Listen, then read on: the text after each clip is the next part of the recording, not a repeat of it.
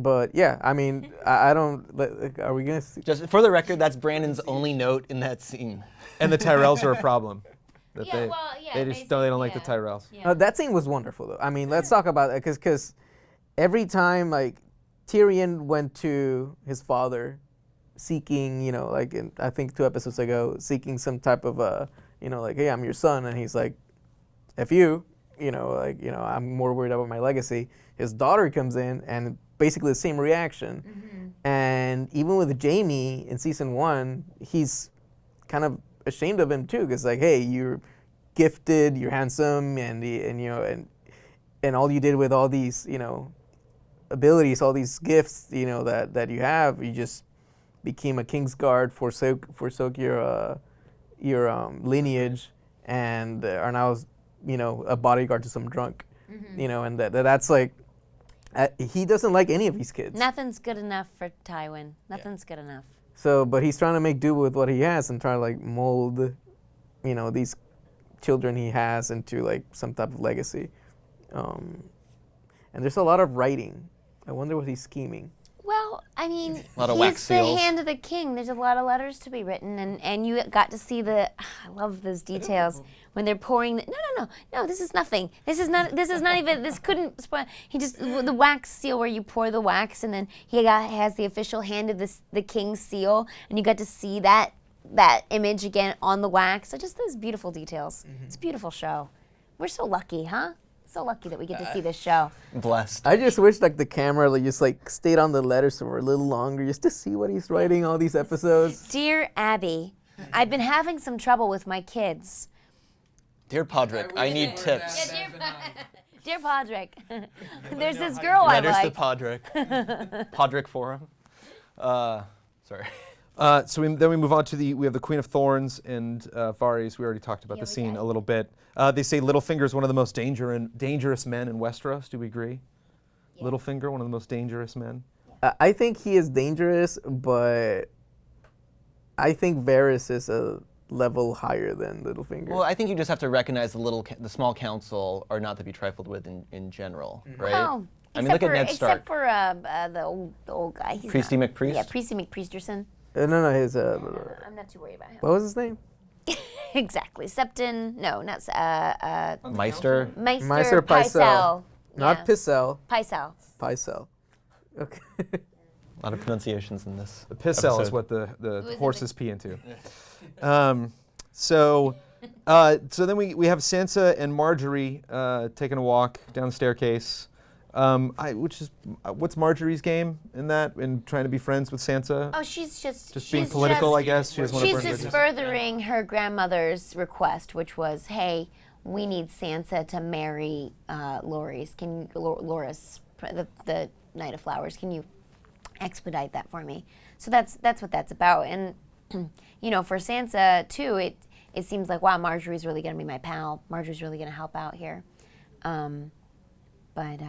Here's a question, because in the book it's hard, but is bad things happen to her, but is she a sympathetic character? Sansa? Yeah.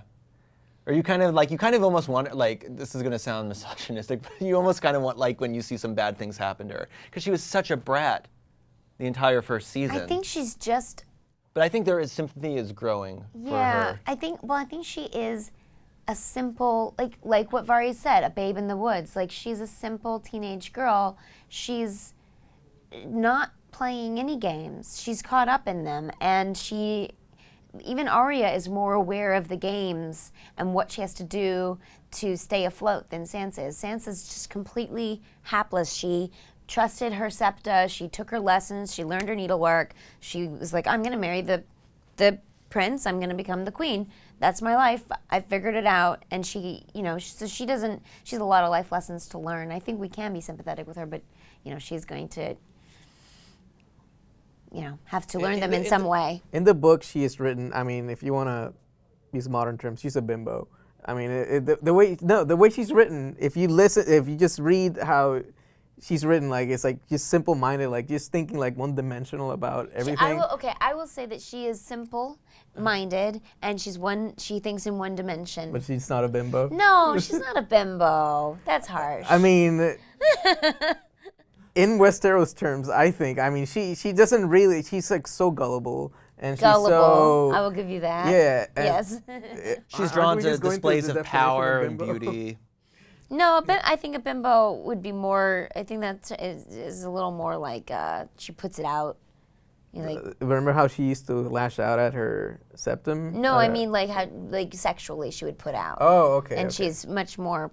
slutty. No, okay, she's not that. She's not slutty. Yeah, Of we're course, more she's bikinis not she's like and stuff the like she's that. the No, no. opposite of Okay, that. but she's super gullible and you know she is the least sharp of the Stark kids. I think. Rickon. She's the least perceptive. Well, we don't. I mean, gosh, Rickon's a what's non-entity. even going on with Rickon? We don't even know. Rickon might as well be a puppet at this But point. I think you're right. She's the least perceptive, and she's and she's the least aware of how other machinations are affecting her life. And I think I read this somewhere. Like it's kind of like if you want to draw parallels, she's the one Stark kid that lost her wolf, Yeah. and it's the one Stark kid that is totally like lost in the overall scheme of things. Like she's just like a lost puppy. Whereas even Arya is kind of standing up for herself. Jon and Bran, Sansa is just like lost, and she feels lost, and maybe that's because she lost her wolf early on in the story. She's not grounded anywhere. Yeah. Yeah. We visit the Brothers Without Banners in the Batcave. Yeah. I don't know, there's something about vigilantes in a cave talking about taking it to the man that just gets me excited. And we get to meet Beric Dondarrion. Beric Dondarrion. Different actor. Eye patch. I'm sure for people watching at home, they're just like, great, another character. I was surprised It's not that- only do they introduce a character, but like people always bump into somebody that users have never seen before, and they're like, "Ha, you again!" And it's like that's got to be frustrating to a viewer to be like, "I have no idea who this is." Did they in the? I did not. I don't think I watched the previous on Game of Thrones little edit. But did they reintroduce Dondarrion? Well, From season one? no, they did not, Because because that would have been really confusing. I mean, really confusing. Because in season one he's a different guy. But it kind of doesn't matter who he was in season one. In the same way that in the books you don't really know who he is until you get to him in the story at this point too. I remember this being where we really get that introduction of, oh, I see. Okay, so Thoros of Myr is he's a red priest. He doesn't look quite like the Red Woman, but he is of R'hllor, of that particular religion. And here's Beric Dondarrion, who also believes in R'hllor, the Lord of Light. And so now, how come they're leading this group of men? Like, how does that religious point of view affect these men and what they're doing? And I think that's a good takeaway, at least what I took away from that introduction too. Does anyone else get like a Robin Hood vibe from these dudes? Yeah. Like the Merry Men, Brothers Without Banners. I don't know. It's They're a lot funny because naughtier than they that, feel though. familiar. like but they kill a lot of people. But I will say though, both the Red for Priest good. and the Justice. Yeah. what's the other guy's name? The other follower. The guy we were just talking about. Thoros of Myr? No, yeah. I always expected these characters to look a little more exotic. In the series. He looks like a stooge. And I thought Melisandre would be way older. Like I didn't expect her to be like Melisandre, sorry, to be Well, like. she's got to be attractive to. Yeah, I just Stannis didn't and- expect her to be. I thought so- she would be like close to 40. Yeah, she just seems younger than I expected. Yeah, I got a comment from a friend. I got a text where he was like, "I pictured all the Brothers Without Banners to look a little more interesting, like Really? to not be just another like." He brought up Robin Hood. He's like, "I'm getting a Robin Hood vibe, which I'm not digging." He's like, "I thought they were Dondarrion, like a in little more the exotic." in the script. I mean, for this episode, he does say like he died and he was reborn. Does he say it in yeah, this? He said it in the in episode. the episode, yeah. Oh, I totally missed that. Yeah, he was reborn in the light of our Lord, the one true God. Oh, he was reborn in the light of the Lord. Yeah, Right. Okay. but that's like, it's Well, can we striking put out those spoiler understand. dragon? Oh, spoiler dragon. We're not done talking about the episode. though. These Well, we just little. have one more scene to do. Okay. I want to introduce baby spoilers. I'm gonna say it every episode. I want like little pops of dragons here and there, like morning, whoops, little dragon, whelps. Yes. The other thing too is just the acknowledgement of a spoiler. You know, it's like if you spot a spoiler and you're like, "Oh, is that a spoiler?" Then that's calling a spoiler out. Spoiler and it's already Right. happened. So you're spoiling the spoiler. It's a double spoiler. Spoiler. On We top need of a spoiler. time machine. Spoiler sandwich. In chicken wings. Spoiler sandwich. We need chicken wings. Stop it. No. I don't even.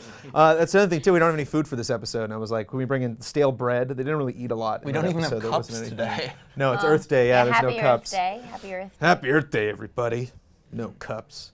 In Westeros, they also celebrate Earth Day. So I think I think we've done might have done I think the dragon's gone by now, but I think we might have slipped in the dragon there for a tiny spoiler alert. Okay. We can talk more about that later. One more scene, the best scene of the show, the end. Daenerys, Dracarys, taking her soldiers and taking her dragon back. Yeah. Is it Which done? couldn't have seemed like a good idea. You know, it sounded so great. And the second he got the dragon in his hands, he's like, I didn't think this through. This is not. I mean, he gave away his entire army. I mean, that's the stupidest thing you could do. No, but that's like where, suspension of disbelief, like the rule of cool, like they were able to pull it off, right? That's what I was saying. It was a delicate scene and it worked. Yeah. And if you do think about it too much, maybe it doesn't hold up as much. But I think while you're actually watching it, or when you were even reading it, it works. It's surprising. It's kind of like a twist. Well, the way they describe it in the book, I forgot the guy's name, the slaver's name, Krauses or something like that with a K. He. That's gonna bother me. Yeah, I know. going. So I brought it up. So he is blinded by greed, and you could tell from the descriptions of Dany like negotiating with him that he's like the moment she said dragon, he's like, truly, I need a dragon, and they play it off through the entire scene, like they were so marveled by the dragon and whatnot that they didn't even pay attention to her speaking Valyrian behind them, and yeah, I guess that's like part of like the reason he was just being stupid and just give away his entire bodyguard regimen, I mean, or it's to double cross him. and you have to say, like, he had it coming because they built up an army of more people than masters, and then they have their handful of masters there, but they're used to the Unsullied always being obedient to them. They're used to them obeying the man with the whip, and so they were woefully unprepared for someone to come in and take charge in that way. They would have never predicted it. No one's ever done it in the history of the Unsullied, and yeah. Interesting that we get her perspective in the books way in advance because we know that she can understand them because they're Daenerys chapters. And so when he starts talking down to her, she's like, "Oh, he called me that? All right, well, I'm not going to do anything right now." So she's kind of boiling underneath the surface. Where it's interesting in the show, maybe even a little more of a reveal, that we don't know that. I mean, if you've done your homework or maybe been talking with your friends, they could probably let that slip, and that's not necessarily a spoiler. But her having revealed that like, oh, by the way, all those times, you were making fun of me, you didn't know, viewers didn't know. Yeah.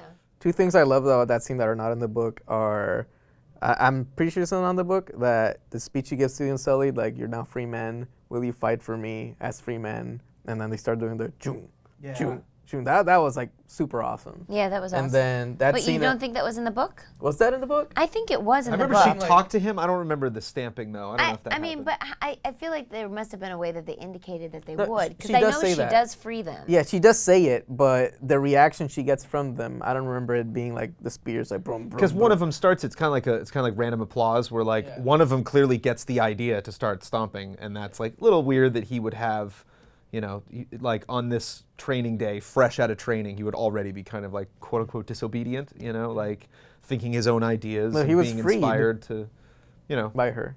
Oh, it's just to have the scene where the guy's nipples cut off to show that like this man is a robot, and then you're like, oh no, this one moment happens, and he's able to process all of that in his mind, and then make the decision to show his support. And the other part I loved that's not in the book is that, I mean, it's a little side thing, is when she's galloping away with the horse and the army's behind her, and she looks at the whip and she throws it away. Yes. And then you see the army walking over the whip. That was awesome. That was like, Yeah.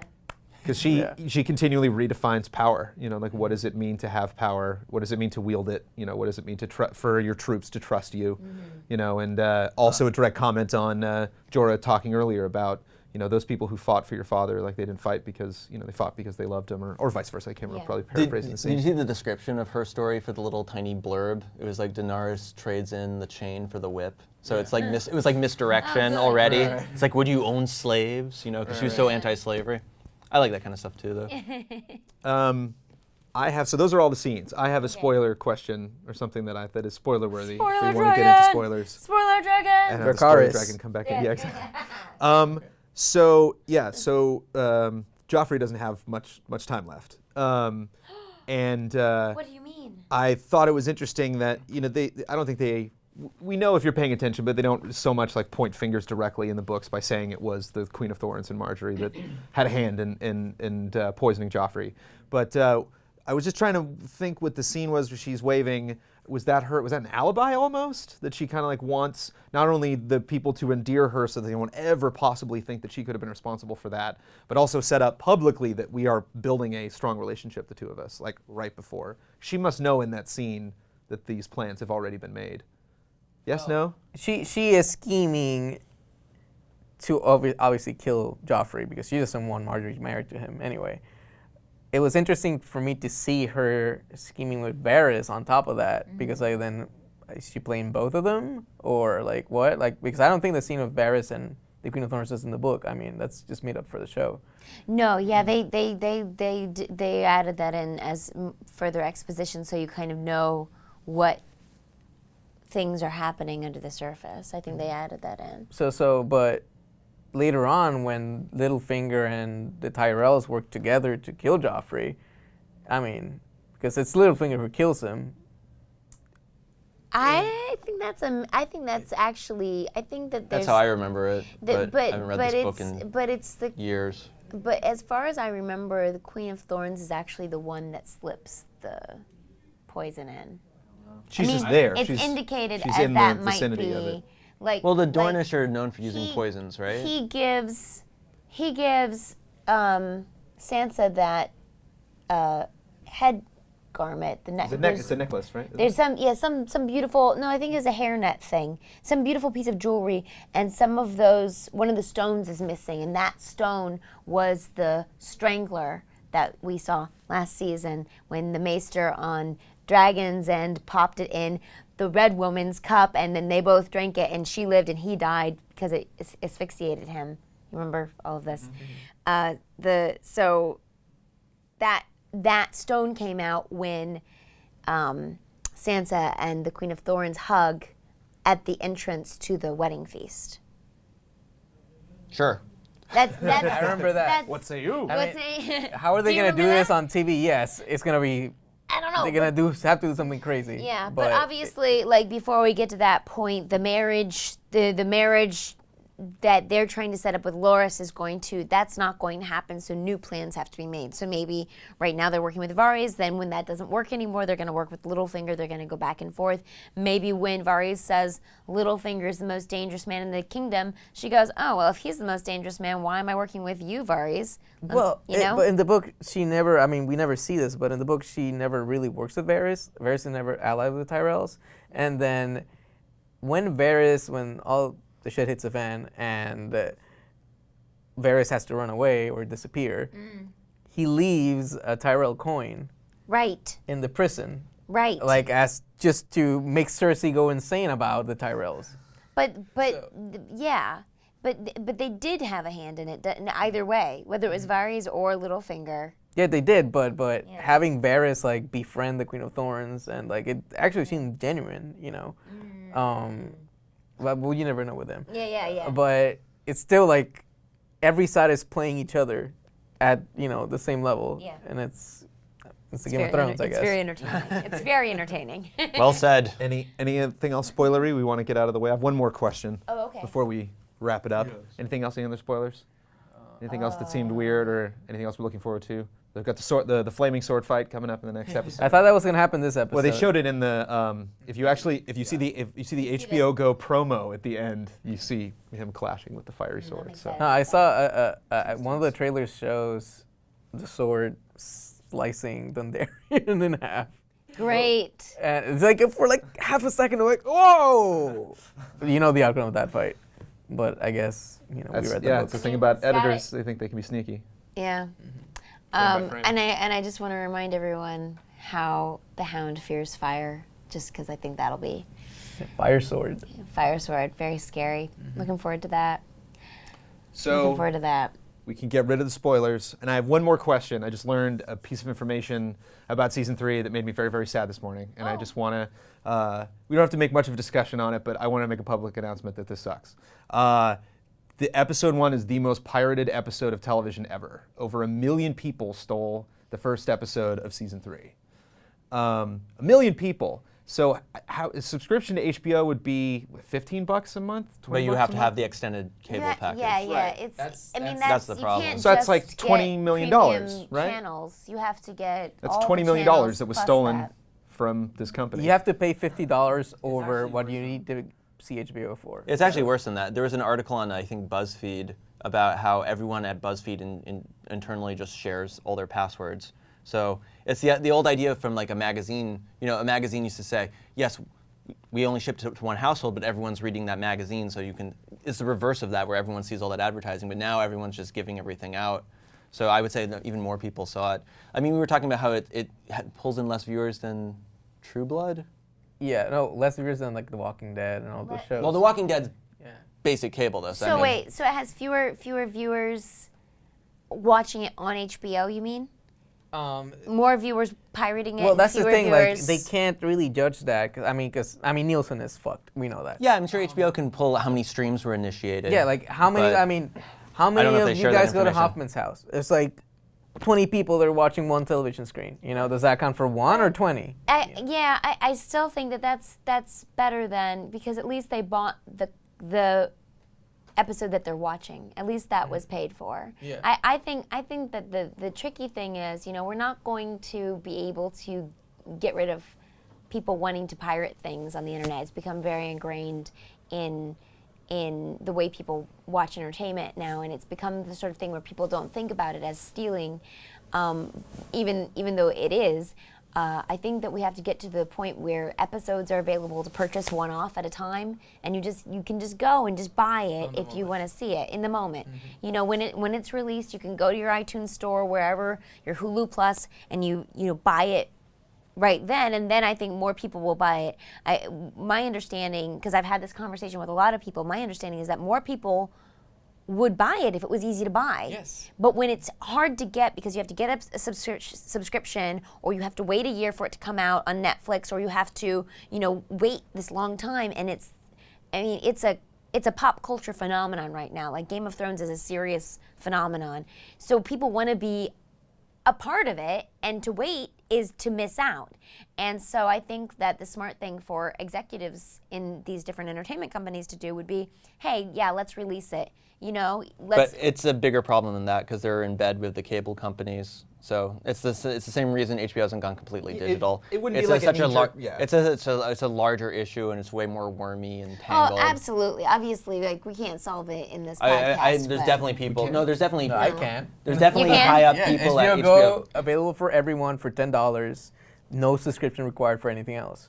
Make it like Netflix. That'd be great. But it's still only 10% of their viewers are using HBO Go. So as much, we're all digitally inclined, but as much as you think, and yes, there are 30 million Netflix users, but that's taken a long time. There's only 3.5 million Hulu Plus users, to kind of give the other kind of side of the story. Well, and let's remember, we've only had the internet, like, really as a popular form of a place to, people, consumers have only been using the internet really for the last decade or so. Like, it really is new. So all of this stuff being available through the internet, that's new. We're going to figure this out, I hope, and hopefully people will then be more inclined to pay for their entertainment that they enjoy so much. Yeah, but what you said earlier, like I think out of the 100% of people that pirate that show, I think 35 to 40% would actually pay $10 to just have HBO and not have to pay another 60 on top of that to have Food Network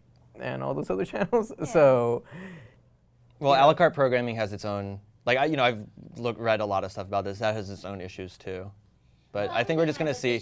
But this is rapidly becoming a different conversation. Yeah, but I think it's interesting. But it's about Game of Thrones because it really affects the show. This if these show is guys the had record. This more show is that money- middle point. If somebody needs to change something, they need to change it because of what's happening to this show.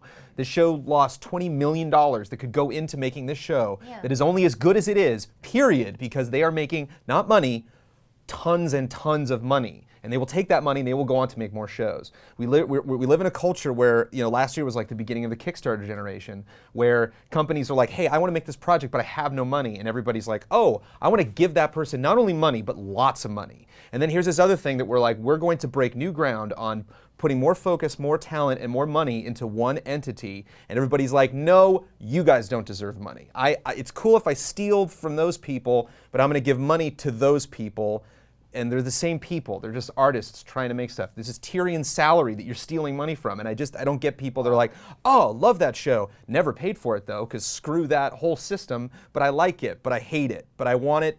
I can't wait for the next episode, but damn them for making this and stealing my money. It seems totally conflicted. It's like spy versus spy. I don't understand that culture. And I don't want people to change, but I want people to be aware of how completely backwards and absurd it is to love a show and work so hard to destroy it and be cackling the whole time that, yay, the show's going to be destroyed because I'm stealing money from these people. Well, I think that that's the thing, is that they're not thinking, oh, I'm stealing money from the person that lights this set, or the person that is in charge of finding that really cool prop that you love that makes a scene come together, or the person that does the special effects makeup, or the person that builds the CG dragons. There are hundreds of people employed by these entertainment companies to make this entertainment, and every time you steal, you are taking away from your own entertainment. So eventually you won't be able to have it anymore. It won't exist anymore. There's no one-to-one, so you're not going to affect this season right now, but all that money's going into the next season. Every decision that they're going to make when they all sit down. When they all sit down and look at their quarterly earnings, that's what they're going to talk about. Wow, this isn't worth it, because let's make another Treme or True Blood or these less shows that people are less into, because it seems the more into them they are, the more money we're going to end up losing at the end of the day, because the more people are going to steal it. Let's just keep making shows like Mad Men for people that don't know how to pirate stuff, for that audience. We'll make money off them, but screw these nerds. We're stop making nerd stuff because the nerds are going to steal it. But HBO that's what I'm scared of. It's the only, Showtime, all these, the premium network, it's the only place you can actually have a show like Game of Thrones where there's violence, sex, cursing, because it's really weird watching Walking Dead and no one says fuck or shit, and True. It's like you go to GameTrailers for language like that. Yeah, well, Oh yeah, you do. so you're editing this though, so and we H-gate this. So, but yeah, it's. If what you're saying, people, networks are just gonna go to basic cable to make these grand big shows because that's where the money is and the ratings are, it's still how much money does HBO make? Game of Thrones, the season is $60 million. I wish I could have come in here with numbers, actually. But I wanted here's to do the all other the thing: math, is the but I didn't cable have time. market's getting more expensive. HBO will eventually be freed from their cable tyranny, because the cable market is shrinking as the population grows in the United States anyway, and it's getting more expensive. They're trying to get more money out of less people. So eventually, if you follow it to its logical conclusion, it's not gloom and doom completely, because just like everyone thought movie theaters were going to disappear, no, it's just things are getting released more rapidly, et cetera, et cetera. So it's a process. There's no magic bullet. But to spin it back to Game of Thrones, there is 5 books out. I think there's going to be 8 seasons of the show, maybe. At least. We're 5 years from that point. Who knows how HBO will look like in 5 years? Who knows what the business model will be? It's when you're watching it on your Google Glass. Yeah. So if that entire system collapses, I just don't want to see a show like Game of Thrones just being cut down into a cheaper version or where they have dragon puppets. Yeah, puppets are cool though. But yeah, I don't want the show to be canceled outright because they just don't have the money, or it becomes kind of like Rome. That's a really good show, but it was really expensive and it just didn't pull the viewers. Yeah, it's sort of like dying of thirst in a pool of water. You have so many people that love the show, but if most of the people that love it are not paying for it, because of the business model. Because of the business model, it will. It's you have the puddle of water, but there's no cup. There's no cup. Yeah. Yes, give the viewers a cup. Earth Day. Yeah, exactly. Earth No Day. cups. A reusable Right. cup. Reusable cups. So yeah, I think. Are you having technical issues? So yeah, I think not to get on a soapbox, guys, sorry, but I just thought that was really interesting. I saw that stat this morning, and that made me sad because I love the show. I want it to keep going. I want people to support stuff like this. I want people to look at that show and see that it has worth and be like, yes, I want to give money to that thing. So thank you so much for tuning in. We'll see you next week. Take care.